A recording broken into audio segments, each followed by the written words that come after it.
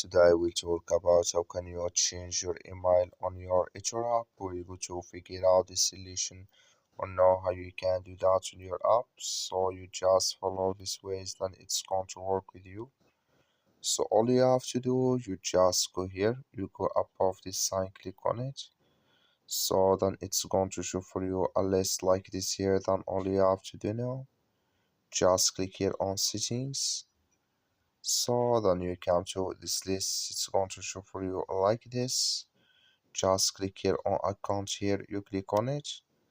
So then it's going to take us to this list. You go down here, come here to your email, just click here on change. So then we will skip this here, and it's going to show for you this list. And here enter your new email here, you click on that, then it's going to change with you here on your eToro. So thank you for watching. Don't forget to support us by liking and subscribe.